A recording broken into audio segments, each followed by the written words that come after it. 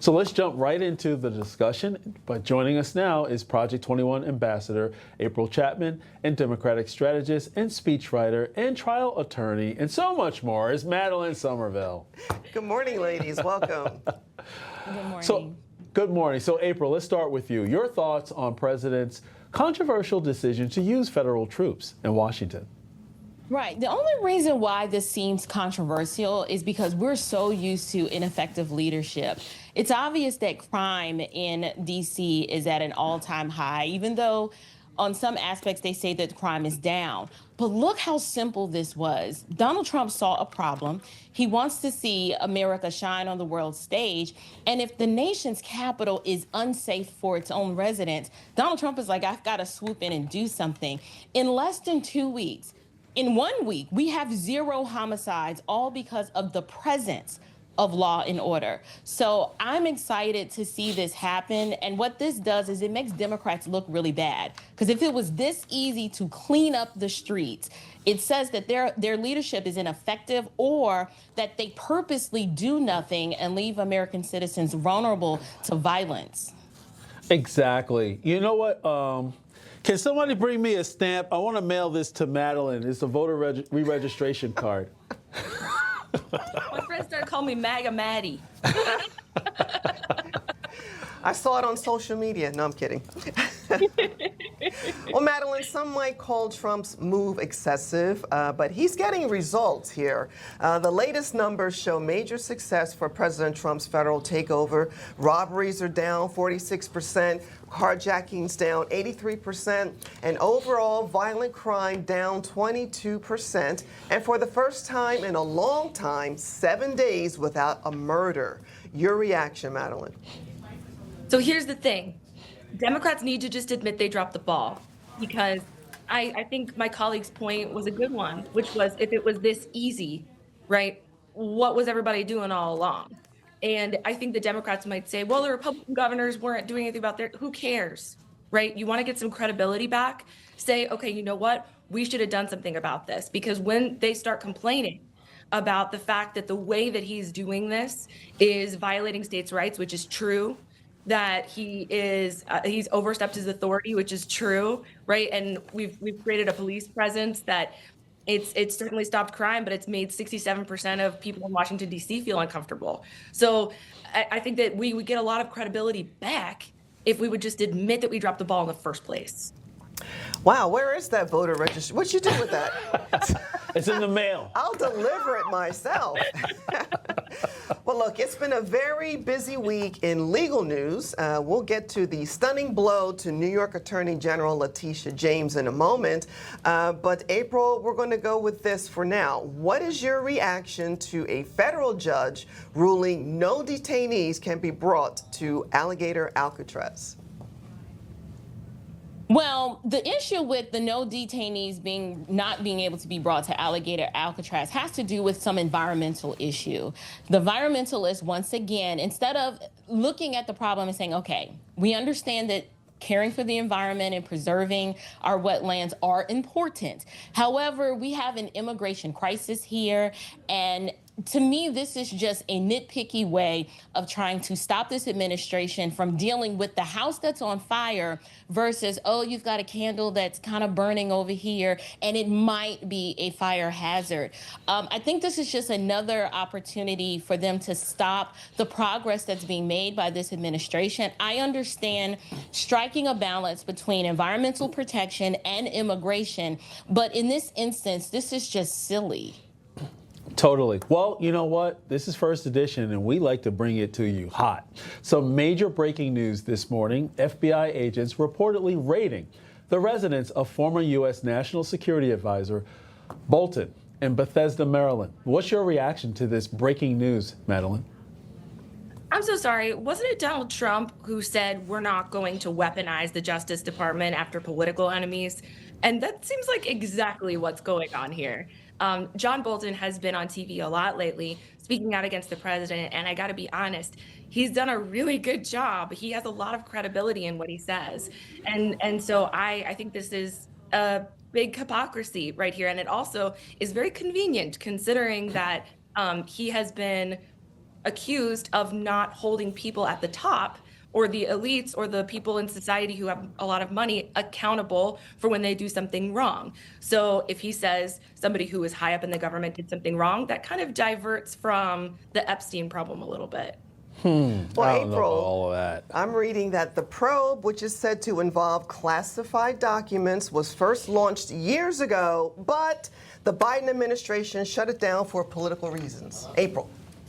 Yes, what we've noticed is that political weaponization is not always expedient from the left's perspective if it's someone they like.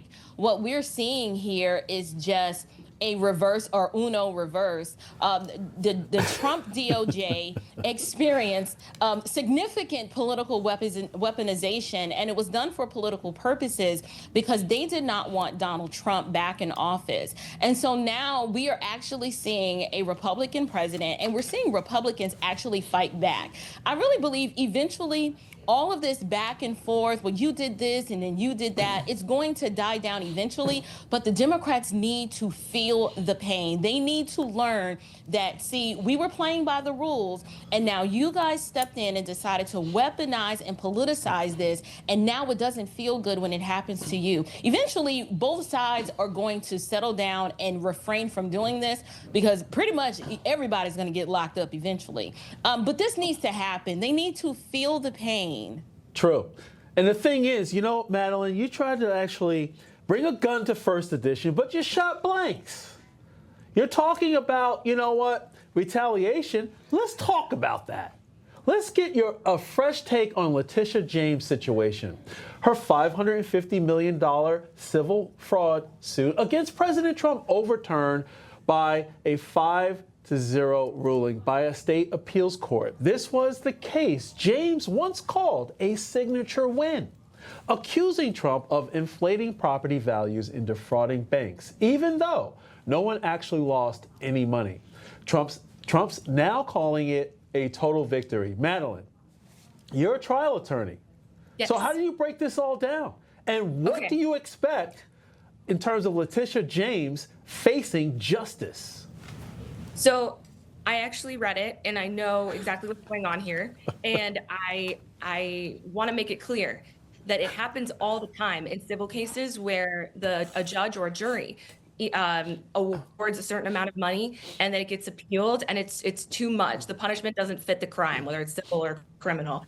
And so this is pretty common, actually. And I think it's an exorbitant fine, so that makes sense. But let me be clear. The violation still stands. He still overinflated the value of his properties. He still is convicted of fraud. It's just the amount that he doesn't have to pay. So I think he's touting this as a major victory, but the fact is he's still committed a major financial fraud. So let's hear that same energy concerning Letitia James's fraud. Because last time I checked, she's not married to her father. Well, where's the fraud? Because she brought a case against him for committing fraud. He was convicted of it. No, I mean Letitia. Well, I'm saying because she targeted him, right? Because we're talking about the weaponization of the justice system. Hello. She targeted him. Okay, she doesn't want to answer the question. It's okay. I mean, she's guilty of the same thing. She also misrepresented, her residency status on a mortgage application, and that is considered fraud. And if I'm not mistaken, she did so on federally backed loans. That was the federally backed mortgage underwriter. Federal issue. And plus, just for clarification, it was a government-backed loan. So you could make the case it wasn't just a bank document, it was a federal government document that wasn't she Letitia falsified. James. That wasn't Letitia James. That was the person who's under the chairman of the Fed. She's the deputy to the Fed. That wasn't Letitia James. All right, so you're talking about Lisa Cook, but Letitia James and her mortgage fraud allegations, we're trying to get the difference between how she went after President Trump as a campaign promise, and what has rolled out is that there were no lenders were harmed, no harm, no one was defrauded. That's the outcome of what happened. But here we're seeing how Letitia basically weaponized our legal system on a campaign promise to go after Trump. April, your comments, and then we'll move on. Yeah, that's the situation. She went after him. That was her primary objective. It's on record. She said it numerous times on the campaign trail. And so what the Court of Appeals is saying, okay, perhaps there is some merit to your claim, but the judgment is excessive, and that's what's being reversed. The issue is the Eighth Amendment prohibits us from enacting cruel and unusual punishment. And I believe the reason why she did that, because the goal was if we can target his money and bankrupt him, then he won't run. And as far as the allegation is concerned, even Donald Trump on these applications were like, well, this is what I'm representing the value of my properties to be. All parties involved, it is up to them to do their due diligence. They did their due diligence, and they came back and said, yes, well, we agree with this evaluation. There are no parties harmed here. So the question is, why would an attorney general use this as her linchpin or her case to try to bring down well, not at the time, he wasn't a sitting president, but a candidate? She did it because it was political. And now she's in the hot seat with a very similar charge of mortgage fraud for her that she's got to defend for herself. So true. And another big news maker this week, Democrats are losing the midterm elections, and they haven't even started yet. California Governor Gavin Newsom getting the ball rolling, though, on his revenge gerrymandering in response to Texas signing 2 redistricting bills into law and declaring a special election for November 4th for Californians to vote on the newly drawn congressional districts. And now President Trump is eyeing Missouri to be the next state to redraw its map. So where does this end? Because it seems like red states are redrawing, blue states are redrawing. Where does this all end up? Madeline? So I've come on this show before, and when we talked about Texas, right, I said, I wish that the governor would ask the people of Texas whether they feel like they're adequately represented and ask them whether they feel like they need redistricting. Well, that's exactly what Gavin Newsom is doing in California. He's having a referendum to let the people decide, not Donald Trump, whether they feel adequately represented in Congress. And I think that's an appropriate measure. And I thought that before they even started this. So I think what's happening is, I do think that a lot of these policies have been unpopular. I think that people don't like what they're seeing in terms of what the things that ICE has been doing. And there is a lot of this back and forth, right? We're going to try to take it into our own hands. I think that if they are going to do this, which both sides are allowed to, Texas, I'm not going to say that Texas isn't allowed to. They are, right? Both sides are allowed to. I think we just need to ask the people, do you feel adequately represented? That's the most important thing here, not just redrawing things so that one side can get more seats. Well, they probably don't feel represented. Just look at the water, the lack of the water, the lack of the other security and safety. They're not getting what their tax dollars are paying for. So we'll ask them. All right, well, April, what do you make of all the attention that Gavin Newsom is getting of late? Gavin Newsom is such a clown. I agree with the other panelists that we should ask the voters. And what California voters are saying is that they don't want to pay for another special election. The vast majority of them are saying this is expensive and we don't want this. They already have a special commission to determine how these lines are redrawn.